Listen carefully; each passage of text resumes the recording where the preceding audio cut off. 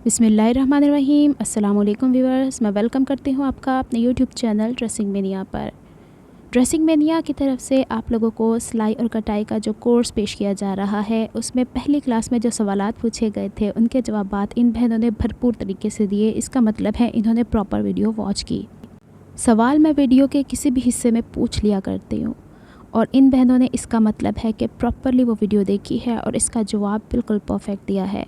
जब तक कि मैं डे 3 की वीडियो एडिट कर रही थी, इन बहनों के जवाबात मुझे प्रॉपरली मौसूल हुए हैं। इसके अलावा हो सकता है कि कुछ बहनें जब बाद में वीडियो देखें तो बाद में इसके आंसर्स प्रॉपर दे पाएँ।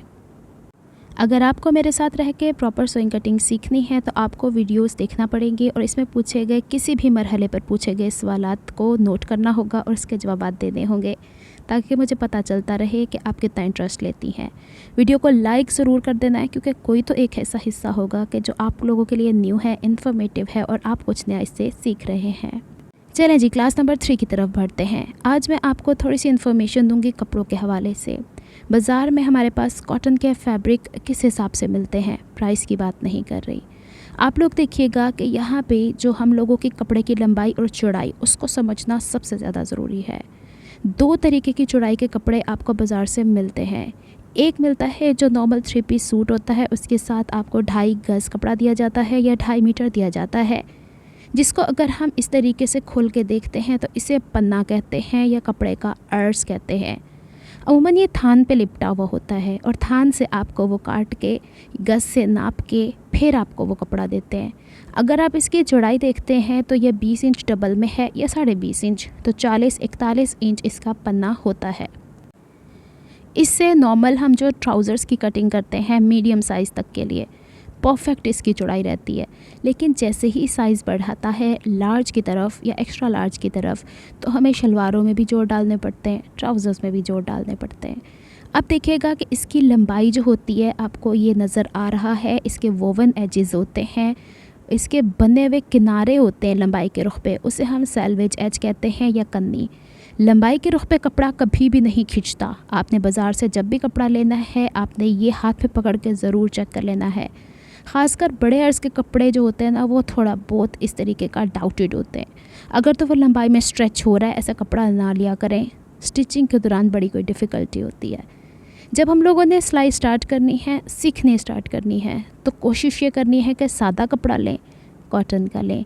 ना हम लीलन लेंगे, ना हम रेशमी लेंगे, ना हम शिफॉन लेंगे। चलें, एक तरीके के कपड़े को इंट्रोड्यूस मैंने आपसे करवा दिया है। अगर आपको पूरे सूट के लिए लेना होता तो 5 गज़ चलता है, लेकिन दूसरे तरीके का कपड़ा जो दस्तयाब है मार्केट से और ये हमें रीज़नेबल भी पड़ता है, ये बड़े अर्ज़ का कपड़ा है। इसका जो पन्ना या चौड़ाई होती है वो तकरीबन 60 इंच या 58 इंचेस तक होता है। इसकी आपको, अब चूँकि चौड़ाई में कपड़ा ज़्यादा है तो लंबाई में ये आपको कम देते हैं। अगर आप लोगों ने वहाँ से नॉर्मल मीडियम साइज़ तक के ड्रेस के लिए लेना है तो कुर्ती के लिए आपको 2.25 गज़ देंगे। 1.5 गज़ जहाँ से मिलता है वो आपसे नाइंसाफ़ी कर रहे हैं। आप 1.5 गज़ कभी भी या तो शलवार के लिए या तो कमीज़ के लिए 60 इंच या 58 इंच चौड़ाई फैब्रिक कभी नहीं लेंगे। फिर यहाँ दिखा रही हूँ, लंबाई के रुख पे कपड़ा नहीं खिंचता है, चौड़ाई के रुख पे कपड़ा खिंचता है। लंबाई जो होती है वो इस कपड़े की आपको देंगे 2.25 गज़ और चौड़ाई तो आपको मैंने बता दी है, वेरी करती है। अच्छा, ये जो खुला कपड़ा होता है ना, ये आम लोकल मार्केट से बहुत आसानी से बड़े बड़े रोल्स की सूरत में मिल जाता है। अब तो पाकिस्तान के हर शहर के अंदर ये दस्तयाब है। इसको मैं डबल फोल्ड करके आपको इसकी चौड़ाई दिखा रही थी। अब जो बहनें ये कहती हैं कि जो मैंने पहले कपड़ा आपको दिखाया उससे हमारे ट्राउज़र की चौड़ाई नहीं निकलती, तो आप कोशिश करें कि बड़े अर्ज़ का कपड़ा लेके अपने चौड़ाई पूरी कर लिया करें, क्योंकि ट्राउज़र्स के जिन हिस्सों में जोड़ पड़ता है वहाँ से वो घिसता है, घिसते घिसते वो कपड़ा वहाँ से जल्दी से एक्सपायर हो जाता है। तो यहाँ पे इंफॉर्मेशन देने का मतलब ये था कि बाज़ार में ये 2 तरह के कपड़े दस्तयाब हैं। आगे चल के मैं जितनी भी कटिंग और सोइंग वगैरह आपको सिखाऊंगी, इन दोनों तरह के कपड़ों से किस तरीके से आप कपड़ा निकालेंगे, बचाएंगे, सेम कपड़े पे इस्तेमाल करेंगे, सारी डिटेल्स ऐड करूँगी। तीसरे नंबर पे जो कपड़ा आपको मिल रहा है वो वही 40 इंच पन्ने का है। ये ब्रांड्स अक्सर आपको पेश कर रही हैं। इसका क्या फ़ायदा हो जाता है कि साइड में इन्होंने मल्टी ये जो होते हैं ना बॉर्डर्स, वो दिए हुए होते हैं, जिसको आप इस्तेमाल करके या तो नेक लाइन बना लेते हैं या ट्राउज़र्स पे लगा लेते हैं या आप लोग पैनल्स क्रिएट कर लेते हैं शर्ट के। इस तरीके का फैब्रिक जो कि 40 इंच चौड़ा है और इतना चौड़ा बॉर्डर साइड से निकल रहा है, कभी छोटा भी जो बॉर्डर निकल जाता है, तो ये कपड़ा हमेशा आपको जो ब्रांड्स है ना वो 3 गज़ देती हैं। अगर आपने 40 इंच का पन्ना इस तरह का लोकल मार्केट से भी मिल रहा है, तो आप लोगों ने कोशिश करनी है कि उनसे कहें कि शर्ट के लिए 3 गज़ दें, शलवार के लिए 3 गज़ दें। 2.5 गज़ में नहीं बनता है, क्योंकि इसके इतने सारे तो बॉर्डर्स निकल जाते हैं। उम्मीद है आपको ये बात समझ में आ गई होगी, लेकिन बिल्कुल स्टार्ट में मैं इस कपड़े से आपको स्टिचिंग स्टार्ट नहीं करवाऊंगी, क्योंकि हम शुरू में बिल्कुल डिज़ाइनिंग नहीं डालते हैं। हम बेसिक चीज़ें सीखते हैं, उसके बाद फिर हम एडवांस की तरफ जाते हैं। और फ़र्ज़ करें आप लोगों को अगर चाहिए बड़े अर्ज़ में इस तरह का बॉर्डर वाला कपड़ा मिल जाता है, तो वो आप 2.5 गज़ ले लेंगे, क्योंकि वही बात आ जाती है कि उसका बॉर्डर हम निकालेंगे तो हमें चौड़ाइयाँ भी तो पूरी करनी है, क्योंकि बड़े अर्ज़ में से वुवन स्लीव साइड से निकल जाती हैं, इसकी नहीं निकल पाएंगी। चलें जी, कपड़ों का इंट्रोडक्शन दे दिया। अब मैं आपको बताती हूँ कि हम किस तरीके से कपड़ों को फ़ोल्ड कर सकते हैं। देखें, जब हमारी माएँ कपड़े स्टिच करती थीं, और अभी भी आप लोगों ने देखा होगा कि काफ़ी लोग बगैर पलटों के कपड़ा पहनते हैं, चौक दामन फ़ोल्ड करते हैं, तो वहाँ पे जब फोल्डिंग होती है तो एक सिंपल सी डबल फोल्ड होता है। यहाँ पे आप चाहें तो सीधे निशानात भी लगा सकते हैं, इस तरह की मदद से क्रीज़ भी बना सकते हैं। मैं आपको वो चीज़ कभी नहीं सिखाऊंगी जो मैं ख़ुद नहीं करती हूँ। फ़र्ज़ करें आपने 1 इंच का ये फ़ोल्ड करना है, तो आप उसका आधा इंच पहले एक दफ़ा फ़ोल्ड करेंगे और फिर इसको आधा इंच फ़ोल्ड करेंगे। कभी ऐसे फ़ोल्डिंग नहीं करनी कि बिल्कुल छोटा सा हम लोग सिरा ऊपर फ़ोल्ड करके और पूरा इतना चौड़ा फ़ोल्ड कर दें। ऐसे फ़ोल्डिंग नहीं होती है। जब भी आपने 0.25 इंच 1 इंच की फ़ोल्डिंग करनी है, भले आप थोड़ा सा आगे चल के मैं आपको दिखाती हूँ कि पतली सी फ़ोल्डिंग करनी है, आपने कहीं पे भी इस तरह से डबल फ़ोल्ड करना है, तो वो डबल फ़ोल्ड 2 तहें बराबर होनी चाहिए, कहीं से वो हॉलो नहीं होना चाहिए। ये नहीं कि वहाँ पे कपड़ा नहीं है। पता क्या होगा, आप इस तरीके के ड्रेसेस पहन के चलते फिरते नज़र आएंगे ना, तो आपके चौक दामन के ऊपर वो एक लाइन नज़र आएगी कि उसके नीचे कपड़ा नहीं है। अब बारी आती है कि इस पर हमने कोने की सिलाई कैसे चलानी है। देखें, उल्टे हाथ से जहाँ कपड़ा हमारा अंदर की तरफ जा रहा है, उसकी तरफ वाला जो हमारे प्रेसर फुट का लेग है, उसके साथ साथ हमारा ये जो कॉर्नर हमने फ़ोल्ड किया हुआ है, उसका किनारा उसके साथ साथ मैच खाना चाहिए। यहाँ पे आपकी आई कांटेक्ट होगी नीडल के साथ, फुट के साथ। इधर उधर देख के काम नहीं करना ये, क्योंकि आप लोगों ने पहले तो फ़ोल्ड बिठा लिया तो आपकी यहाँ पे टेंशन ख़त्म हो गई। फिर आप लोगों ने सारे का सारा सिलाई करते हुए फोकस लगाना है सुई के ऊपर, और जो बाहर का किनारा हम स्टिच करके बंद कर रहे हैं वो हमारे प्रेसर फुट के साथ साथ चलता हुआ आएगा। आ गई आप लोगों को बात समझ में? तो इस तरीके से आप लोगों की यहाँ पे सिलाई बहुत ही खूबसूरती से कॉर्नर की आ जाएगी। इसको हम लपकी सिलाई भी कहते हैं, लेकिन लपकी सिलाई बेसिकली होती क्या है वो मैं आपको दिखाती हूँ। अब दूसरी बात, आजकल तो जो बुटीक के ड्रेसेस हैं उसमें तो चौक सिंगल ही फोल्ड आता है, लेकिन कहीं पे तो हमें डबल फोल्ड करने पड़ते हैं ना। तो अब हम क्या करेंगे, जब हम दूसरी यानी कोने की सिलाई लगाएंगे, इस कोने की सिलाई को लपकी सिलाई कहते हैं। वो आपने कपड़े की हमेशा सीधी साइड से लगानी है, उल्टी साइड से मत लगाएगा, नफासत नहीं आती है काम की। अब इसको मैं पलटती हूँ, चाहे तो आप इसे यहाँ पे आयरन कर सकते हैं, लेकिन हम चूँकि सीख रहे हैं तो अब यहाँ पे और बिल्कुल काम ठीक भी हो रहा है, तो कहीं पे हम लोगों को नहीं भी ज़रूरत होती है। अब यहाँ देखिएगा कि जहाँ पे पेंसिल से मैंने निशान लगाए हैं, अब कपड़ा मैं यहाँ से अंदर की तरफ लेके जा रही हूँ, तो ये किनारा एक प्रेसर फुट को, एक पाँव को तो क्रॉस करेगा, लेकिन दूसरे पाँव के किनारे से मिल के चलेगा। यानी जहाँ नीडल है ना, नीडल के पास जो राइट हैंड साइड पे जहाँ मैंने पेंसिल हाथ में पकड़ी हुई थी, उस वाले पाँव का कोना कोना इसके साथ चलेगा। ये एक ट्रिक है, इसको अगर आप लेके चलेंगे, छोटे छोटे कपड़ों के आपके पास पीसीज होते हैं, उनको लेके जब आप इस तरीके से स्टिच करेंगे ना, तो आपकी ये वाली सिलाई तो मैं 100% आपको गारंटी देती हूँ कि आप बहुत खूबसूरती के साथ कॉर्नर की सिलाई लगाना सीख जाएंगे। ये देख रहे हैं आप लोग, मैं बार बार पॉइंट आउट कर रही हूँ, ज़रूरी नहीं है कि हम लोगों ने इसके ऊपर निशान ही लगाने, घबराने की ज़रूरत नहीं है। शुरू में अगर कहीं गलत होता है कोई मसला नहीं, दूसरे फैब्रिक पे कर लें, हो गया यहाँ पे आपका काम पूरा। तो यहाँ पे मैंने 2 तरह की सिलाइयाँ आपको दिखा दी। देखें, मैं रफ़ काम कर रही हूँ, साथ साथ धागे तोड़ने का काम साथ साथ है।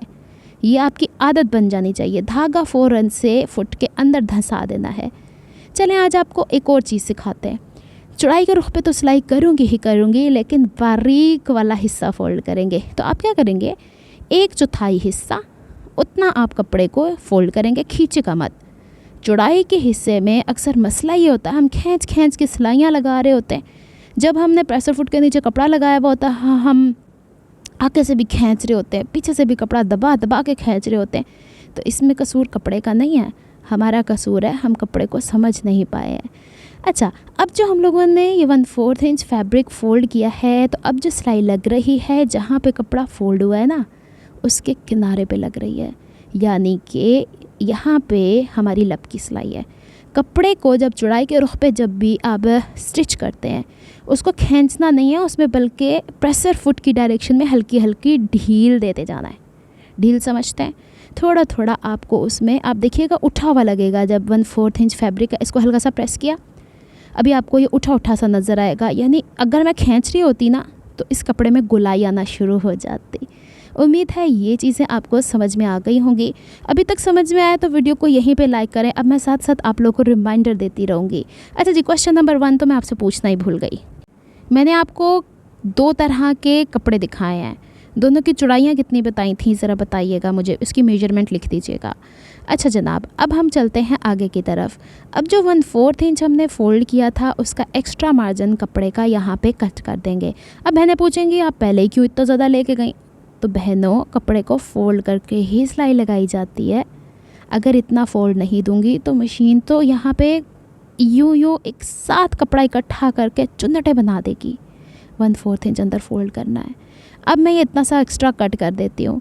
अच्छा जी, अब हम क्या करेंगे, इसको, ये छोटा सा हिस्सा है ना, इसको इसी के बराबर दोबारा फ़ोल्ड कर लेंगे जितना हमने कपड़ा कट किया, और फिर हम लोग इसको जितना चाहें अब पतला करके, जो हमने सिलाई पहले ही कोने की लगाई थी, इस पे लगा लेंगे। ये सिलाइयाँ कहाँ इस्तेमाल होती हैं, जहाँ आपके गोलदामन होते हैं, जहाँ पे आपके बिल्कुल बाजू के आगे आप छोटी छोटी सी प्लीट्स की सूरत में कोई डिज़ाइनिंग करते हैं, उसके आगे आप इतना बारीक करेंगी ना हेम, तभी जाके उसमें खूबसूरती आती है। और बच्चियों की फ़्रॉक होती है ना, उसके भी स्लीव के आगे जो पफ सी बनी हुई होती है, उसके आगे या उसके जो नीचे घेरा होता है फ़्रॉक का, उस पर ये खूबसूरत लगता है। चले जी, अब हम इसकी सिलाई को कंप्लीट करते हैं। सिलाई पे सिलाई लगाने, देखें यहाँ पे भी झोल दे के काम करना है। इसको बोलते हैं नम दे के, यानी थोड़ा सा लिहाज कपड़े का रख के सिलाई करना पड़ती है। चलें जी, इसको भी हम कंप्लीट कर लेते हैं। आज आपने 2 तरीके की सिलाइयाँ लगानी सीख ली हैं। यहाँ तक काम सीधा हो गया, आगे चलते हैं जनाब, इसको थोड़ा सा और मज़ीद आगे बढ़ाते हैं। सवाल नंबर 2 यहीं पूछ लेती हूँ। ये जो मैंने बारीक सा फ़ोल्ड किया है, इसकी मैंने कुछ मिसालें दी हैं, कोई एक मिसाल दीजिएगा कि इसे हम कहाँ पे इस्तेमाल कर सकते हैं। चले जी, अब इसको करते हैं यहीं पे वाइंड अप। चाहे तो प्रेस करके इसे सीधा कर लीजिएगा, क्योंकि इतना बारीक जब होता है ना, गुलाइयों में होता है, तो उरेपन तो आता ही है। तो आप लोगों ने इन चीज़ों को मद्देनज़र रखना है, तो आपके काम में हो जाएगी नफासत। तो आपने आज सिलाइयाँ लगानी भी सीख ली हैं। चलें जी, आ जाते हैं दोबारा हम लोग इस पॉइंट पर। कैंची का मैं थोड़ा सा तस्करा करूँ, कैंची को इस्तेमाल करना बता रही हूँ आज आपको। कैंची का साइज़ होता है 8 इंच, 9 इंच, 10 इंच, 11 इंच, जितने हिसाब से जितनी भारी कैंची आप इस्तेमाल कर सकती हैं ना, आप ले लें। मैं ज़्यादा हैवी वाली कैंची इस्तेमाल नहीं करती, मुझे ये इस्तेमाल करते हुए 2 साल हो गए, एक दफ़ा भी नहीं लगवाई है, तेज़ नहीं करवाई है। कैंची से जब भी आपने कपड़ा काटना है, बग़ैर बंद किए वहाँ जाके आखिर में बंद होगी जहाँ पे आपका सिरा ख़त्म हो जाएगा। अच्छा, मैं यहाँ पे यही बताने की कोशिश कर रही हूँ, कैंची अपने हिसाब से जब बाज़ार से लेती हैं ऑब्वियसली, तो वो आपको कपड़ा तो काटने को देते हैं ना, हाथ में पकड़ के काट के देखें। कैंची को हमेशा सीधा रख के काम करना है। कुछ लोगों को मैं देखा टेढ़ा रख के काम करते हैं। अपनी कैंची किसी को मत दिया करें काम करने के लिए, इससे कैंची की आदतें ख़राब होती है। मैंने क्या बताई आपको ये चीज़ कि आप लोगों ने जब भी कटिंग स्टार्ट करनी है, देख रहे हैं बंद होती खुलती, बंद होती, ख़त्म कहाँ पे हुई। अगर आप फ़र्ज़ करो यहाँ पे नोक बना के काट दिया, दूसरी दफ़ा क्या होगा, कपड़ा इर्द गिर्द का बीच में आके कपड़े का सत्यानाश होगा। आप अलहदा से उलझेंगे, टेंशन का शिकार होंगे। आप लोगों ने कैंची चलाते चले जाना है, इसके पेट से चलाना है, सर से नहीं चलाना, और इसको यहाँ तक ले जाके ख़त्म कर देना। इतना आसान सा तरीका है। अब जी राउंड भी होते हैं कभी कभी, मैं आपको राउंड कटिंग भी बताती हूँ। राउंड कटिंग करते हुए कैंची के सर से काटना है, गले काटती हूँ मैं बुकरम के, मैं उसमें भी अक्सर वीडियोस में यही शेयर करती हूँ। पेट से काटेंगे तो इसमें कट पड़ेंगे, इसके सिरे से काटेंगे ना यूँ, और कैंची की नोक बंद तब होगी जब एक सिरे से हम शुरू हैं दूसरे सिरे पे एंड करेंगे। आ गई बात समझ में? आप कैंची ऐसे लीजिएगा जिसकी नोक भी नुकीली हो, काटने लायक हो। कैंची जितनी पतली होती है ना मेरे हिसाब से उतनी प्यारा काम करती है।